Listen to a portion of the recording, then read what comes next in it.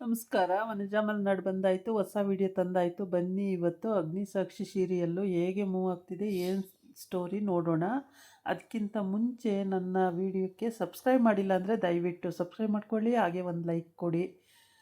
ಅಗ್ನಿ ಫೈಟಿಂಗ್ ಮಾಡಿ ಸಾಕ್ಷಿನ ಉಳಿಸ್ಕೊಂಡು ಕರ್ಕೊಂಡು ಬರೋ ಅಷ್ಟರೊಳಗೆ ಅವಳ ಫ್ರೆಂಡ್ ಬಂದು ಕರ್ಕೊಂಡು ಹೋಗ್ತಾನೆ.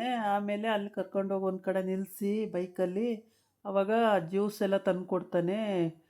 ಕುಡೀರಿ ಮೇಡಮ್ ಜ್ಯೂಸ್ ಬರೋದು ಅಂತೇಳ್ಬಿಟ್ಟು ಸಾಕ್ಷಿಯವರೇ ಜ್ಯೂಸ್ ಕುಡೀರಿ ಅಂತ ತಂದು ಕೊಡ್ತಾನೆ.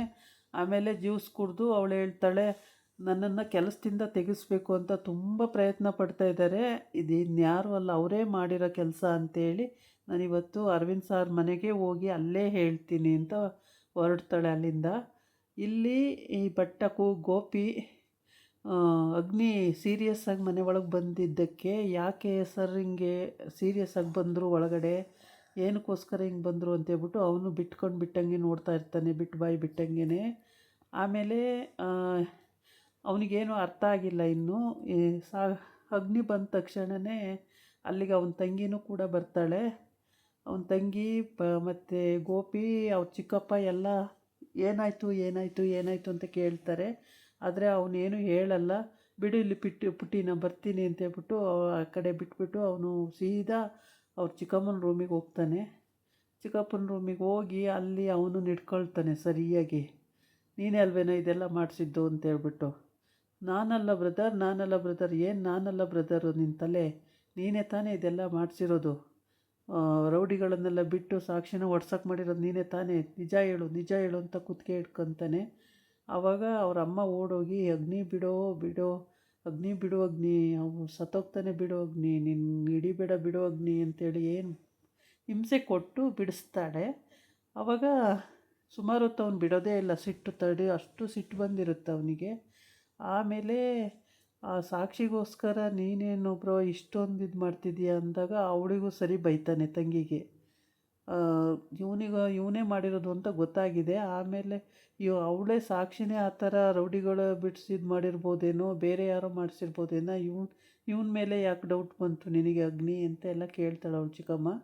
ಆಮೇಲೆ ಇವನಲ್ದಲ್ಲೇ ಬೇರೆ ಯಾರೂ ಅಲ್ಲ, ಅರ್ಧ ಗಂಟೆ ಲೇಟಾಗಿ ಹೋಗು ಅಂದಿದ್ದು ಇವನೇ. ಅವಳಿಗೆ ಸಾಕ್ಷಿಗೆ ಅರ್ಧ ಗಂಟೆ ಮುಂಚೆ ಹೋಗು ಅಂದವನೇ, ನನಗೆ ಅರ್ಧ ಗಂಟೆ ಲೇಟಾಗಿ ಹೋಗು ಅಂದವನೇ.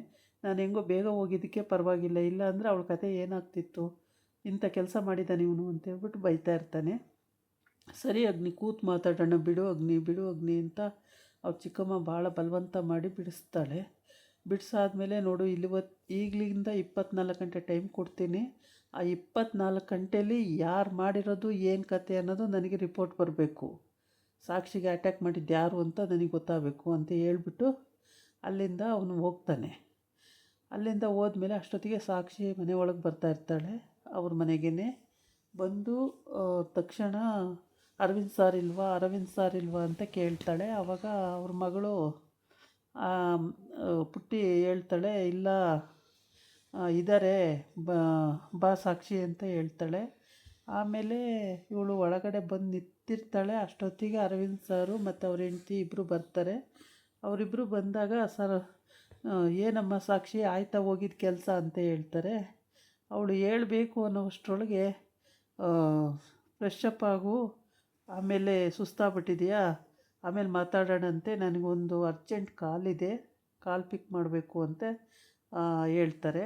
ಅದಕ್ಕೆ ಮುಂಚೆ ಅವ್ರ ಚಿಕ್ಕಮ್ಮ ಅಲ್ಲಿಗೆ ಓಡಿ ಬಂದುಬಿಡ್ತಾಳೆ ಲ್ಯಾಪ್ಟಾಪ್ ಇಟ್ಕೊಂಡು. ನಿಮಗೆ ಬಾವ ಮೀಟಿಂಗ್ ಇತ್ತು, ನೀವು ಮರ್ತೇ ಬಿಟ್ಟಿದ್ದೀರಲ್ಲ, ಮೀಟಿಂಗಿಗೆ ಜಾಯಿನ್ ಆಗಬೇಕಾಗಿತ್ತು, ನೀವು ಮರ್ತೇ ಬಿಟ್ಟಿದ್ದೀರಲ್ಲ ಬಾವ ಅಂತೇಳಿ ಅಲ್ಲಿಗೆ ಬರ್ತಾಳೆ. ಆವಾಗ ಓ ಹೌದಲ್ಲ, ನಂಗೆ ಹೇಳಲೇ ಇಲ್ಲ ಮತ್ತೆ ಅಂತಾನೆ. ಹೇಳಲೇ ಇಲ್ಲ ಅಂದರೆ ಆಗ ಒಟ್ಟಿಗೆ ಸಾಕ್ಷಿ ಹತ್ರ ಏನು ವಿಷಯನೂ ಕೇಳಬಾರ್ದು ಅನ್ನೋದು ಅವಳ ಇಂಟೆನ್ಷನ್ ಆಗಿರುತ್ತೆ. ಹಾಗಾಗ್ಬಿಟ್ಟು ಅವಳ ಹತ್ರ ಏನೂ ಕೇಳೋಕ್ಕೆ ಬಿಡಲ್ಲ. ಆಮೇಲೆ ಅಷ್ಟೊತ್ತಿಗೆ ಅವನಿಗೆ ಅರವಿಂದಾಗ ಒಂದು ಕಾಲ್ ಬರುತ್ತೆ.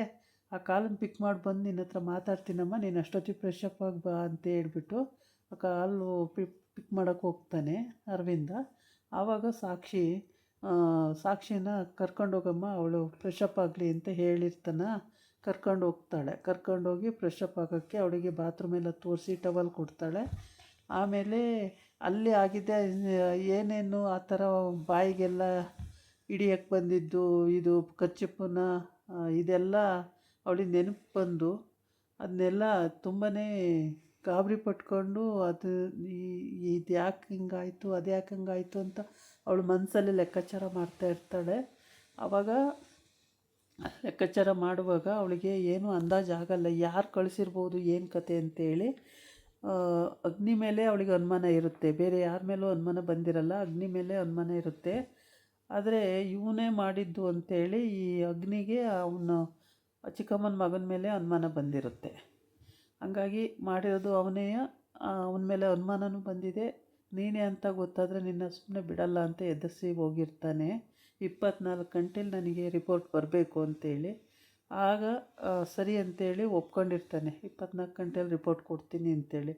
ಅಂದರೆ ಇವನಿಗೆ ಅವರಮ್ಮ ಹೇಳ್ತಲೇ ಇದ್ಲು, ಬೇಡ ಇದೆಲ್ಲ, ನೀನೇನು ಜೈಲಿಗೆ ಹೋಗಿ ಕೂತ್ಕೋತೀಯ, ನನಗೆ ತಿನ್ನೋ ಅನ್ನಕ್ಕೆ ಮಣ್ಣು ಹಾಕ್ತೀಯ, ಬೀದಿ ಬೀದಿ ಅಲಿಬೇಕಾಗುತ್ತೆ ಅವಾಗ ನಾನು, ಬೇಡ ಕಣೋ ಇದೆಲ್ಲ, ವಾಪಸ್ ಅದೇನೋ ಅವರು ಕರೆಯೋ ವಾಪಸ್ಸು ಅಂತ ಹೇಳ್ತಲೇ ಇದ್ಲು. ಆದರೆ ಅವನ ತಲೆಗೆ ತಗೋತಿರ್ಲಿಲ್ಲ. ಇಲ್ಲಮ್ಮ ಏನೂ ಆಗಲ್ಲಮ್ಮ ಅಂತ ಮಾಡ್ತಾಯಿದ್ದ ಕೆಲಸನ. ಸರಿ ಸಿಕ್ಕಿಬಿದ್ದಿದ್ದಾನೆ. ಆದರೆ ಗೊತ್ತಾದ್ರಂತೂ ಅವ್ರ ಮನೇಲಿರೋಕ್ಕೆ ಆಗಲ್ಲ, ಗೊತ್ತಾಗ್ದಂಗೆ ಏನಾರ ಮೇಂಟೈನ್ ಮಾಡಿದ್ರೆ ಬದುಕೊಂಡ. ಇವಳು ಸಾಕ್ಷಿ ಅಗ್ನಿನೇ ವಿಚಾರಿಸ್ಬೇಕು ಅಂತ ಹಠ ತೊಟ್ಟು ಕೂತಿದ್ದಾಳೆ. ಅಗ್ನಿ ವಿಚಾರಿಸ್ಬೇಕು ಯಾಕೆ ಹಿಂಗೆ ಮಾಡಿದ್ರಿ ಅಂತ. ಯಾಕೆಂದರೆ ಅವನ ಬಳೆ ಅಲ್ಲಿ ಬಂತಲ್ವ, ಬಳೆ ಬಂದು ಅಲ್ಲಿ ಬಿದ್ದಿತ್ತು, ಅದನ್ನು ತೆಗೆದು ಬ್ಯಾಗಿಗೆ ಹಾಕ್ಕೊಂಡು ಬಂದಳು.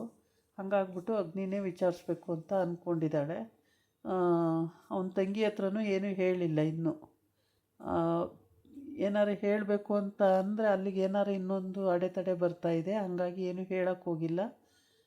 ಇವನು ಅರವಿಂದ ಮಾತ್ರ ಅವನು ಸೀರಿಯಸ್ ಆಗಿ ಬಂದ ಒಳಗಡೆ, ಇವಳು ಸೀರಿಯಸ್ ಆಗಿ ಬಂದಳು. ಏನಾಯಿತು ಅಲ್ಲಿ, ಸೈಟ್ ವಿಸಿಟ್ ಆಗಲಿಲ್ವಾ, ಹೀಗೆ ಏನೂ ಆಗಲಿಲ್ವಾ, ಅದೇನು ಕತೆ ಅಂತ ಅವನಿಗೆ ತಲೆಯಲ್ಲಿ ಹುಳ ಬಿಟ್ಟಂಗೆ ಆಗಿದೆ. ವಿಷಯ ಏನು ಕಲೆಕ್ಟ್ ಆಗ್ತಾಯಿಲ್ಲ, ಗೊತ್ತಾಗ್ತಾಯಿಲ್ಲ. ಯಾರೂ ಮಾತಾಡ್ತಾಯಿಲ್ಲ, ಅಗ್ನಿನೂ ಮಾತಾಡ್ತಿಲ್ಲ ಮತ್ತು ಸಾಕ್ಷಿನೂ ಮಾತಾಡ್ತಾಯಿಲ್ಲ. ಹಾಗಾಗ್ಬಿಟ್ಟು ಏನಾಗಿರ್ಬೋದು ಅಂತಲೂ ಗೊತ್ತಾಗ್ತಾನೂ ಇಲ್ಲ. ಅಲ್ಲಿ ಸೈಟ್ ವಿಸಿಟ್ ಆಗಲೂ ಇಲ್ಲ. ರೌಡಿಗಳಿಗೆ ಕೈ ಸಿಕ್ಕಾಕೊಂಡು ನೆಳ್ಳಿದ್ದೇ ಆಗೋಯ್ತು ಅಷ್ಟೇ. ತುಂಬಾ ಹಿಂಸೆ ಪಟ್ಟು ಬಂದಿದ್ದಾಗಿದೆ. ಹೀಗಾಗಿ ಏನು ವಿಷಯನೂ ಕಲೆಕ್ಟ್ ಆಗಂಗಿಲ್ಲ, ಗೊತ್ತಾಗ್ತಾಯಿಲ್ಲ. ನಾಳೆ ಏನಾದರೂ ಯಾಕೆ ಹೀಗೆ ಆಯಿತು ಅನ್ನೋದು ಗೊತ್ತಾಗ್ಬೋದೋ ಏನೋ ಗೊತ್ತಿಲ್ಲ. ಅವನು ಹೇಳ್ತಾನೆ, ಆ ಸಾಕ್ಷಿ ಫ್ರೆಂಡು, ಆವಾಗ ಮನೆಗೆ ಕರ್ಕೊಂಡೋಗ್ಬಿಡ್ತೀನಿ ಬಾ ಸಾಕ್ಷಿ, ನೀನು ತುಂಬ ಸುಸ್ತಾಗಿಬಿಟ್ಟಿದೆಯಾ, ಮನೆಗೆ ಕರ್ಕೊಂಡೋಗ್ತೀನಿ ಬಾ ಅಂತ ಕರಿತಾನೆ. ಇಲ್ಲ ಮನೆಗೆ ಬರಲ್ಲ ನಾನು, ಅರವಿಂದ್ ಸರ್ ಹತ್ರ ಹೇಳಲೇಬೇಕು, ಹೇಳಿ ವಿಷಯ ತಿಳ್ಕೊಳ್ಳೇಬೇಕು ಯಾಕೆ ಹಿಂಗೆ ಅಂತ ಹೇಳ್ಬಿಟ್ಟು. ನಾನು ಕೆಲ್ಸಕ್ಕೆ ಸೇರಿದ್ದು ಅವ್ರಿಗೆ ಯಾರಿಗೂ ಇಷ್ಟ ಇಲ್ಲ, ನನಗೆ ಇಂಪಾರ್ಟೆಂಟ್ ಈ ಕೆಲಸ, ನಾನೇನು ಇಲ್ಲದೆ ಇದ್ದಾಗ, ನನಗೇನು ಕೆಲಸನೇ ಇಲ್ಲದೆ ಇದ್ದಾಗ ಈ ಕೆಲಸ ಸಿಕ್ಕಿದೆ, ಈ ಕೆಲಸ ಕಳ್ಕೊಳ್ಳೋಕೆ ನನಗಿಷ್ಟ ಇಲ್ಲ ಅಂತ ಹೇಳ್ತಾಳೆ. ಈ ಕಡೆ ಈ ಗೋಪಿ ಬಂದು ಮೈ ಕೈಯೆಲ್ಲ ನೋವಾಗಿದೆಯಲ್ಲ ಬಾಸ್ ಅಂತ ಹೇಳ್ಬಿಟ್ಟು ಮಸಾಜ್ ಮಾಡ್ತೀನಿ ಅಂತೇಳಿ ಮಸಾಜ್ ಮಾಡೋಕ್ಕೆ ಬರ್ತಾನೆ. ಆದರೆ ಸತ್ಯ ಸುಮ್ಮನೆ ಇರೋ ನೀನು ಗೋಪಿ ಅಂತಾನೆ. ಅವ್ನು ಸುಮ್ಮನೆ ಇರಲ್ಲ ಗೋಪಿ. ಇಲ್ಲ ಸರ್ ಮಸಾಜ್ ಮಾಡ್ತೀನಿ ನಾನು ಅಂತೇಳ್ಬಿಟ್ಟು ಮೈ ಕೈಯೆಲ್ಲ ಮಸಾಜ್ ಮಾಡ್ತಾ ಇದ್ದಾನೆ. ಆದರೆ ಸತ್ಯಗೆ ಅವನಿಗೂ ಯಾರು ಯಾರು ಯಾರು ಅನ್ನೋದೇ, ಯಾರು ರೌಡಿಗಳು ಕಳಿಸಿದ್ದು, ಯಾರು ಹೊಡೆದಿದ್ದು, ಇದೆಲ್ಲ ಅವನಿಗೂ ಅಯೋಮಯ, ಒಂಥರ ಏನು ಅರ್ಥನೇ ಆಗ್ತಾಯಿಲ್ಲ. ಈ ಕಡೆ ಬಂದು ಅಗ್ನಿ ತಂಗಿ ಸಾಕ್ಷಿಗೆ ಟವಲೆಲ್ಲ ಕೊಟ್ಟು ಮತ್ತು ಬಾತ್ರೂಮೆಲ್ಲ ತೋರಿಸಿ ಫ್ರೆಶ್ ಅಪ್ ಆಗಿ ಬಾ ಸಾಕ್ಷಿ ಅಂತ ಹೇಳ್ತಾಳೆ. ಸರಿ ಅಂತ ಹೇಳ್ಬಿಟ್ಟು ಅವಳು ಫ್ರೆಶ್ ಅಪ್ ಆಗೋಕ್ಕೆ ಹೋಗ್ತಾಳೆ. ಈ ಸ್ಟೋರಿ ಇನ್ನೂ ತುಂಬ ಚೆನ್ನಾಗಿ ಮುಂದುವರಿತಾ ಇದೆ, ತುಂಬ ಚೆನ್ನಾಗಿದೆ. ಈ ಸ್ಟೋರಿ ಎಲ್ಲೂ ಸ್ಕಿಪ್ ಮಾಡ್ದಂಗೆ ಫುಲ್ ನೋಡಿ, ತುಂಬಾ ಇಂಟ್ರೆಸ್ಟಿಂಗ್ ಆಗಿದೆ. ಇವು ಕತೆಗಳಂತೂ ತುಂಬ ಚೆನ್ನಾಗಿ ಬರ್ತಾಯಿದೆ, ಪಾತ್ರಗಳನ್ನು ತುಂಬ ಚೆನ್ನಾಗಿ ಮಾಡ್ತಾಯಿದ್ದಾರೆ. ನೋಡ್ತಾಯಿದ್ರೆ ನೋಡ್ತಿರ್ಬೇಕು ಅನಿಸುತ್ತೆ. ಇದಾಗಿತ್ತು ಇವತ್ತಿನ ವೀಡಿಯೋ. ನಾಳೆ ಇನ್ನೊಂದು ವೀಡಿಯೋ ಜೊತೆ ಬರ್ತೀನಿ. ನಮಸ್ಕಾರ.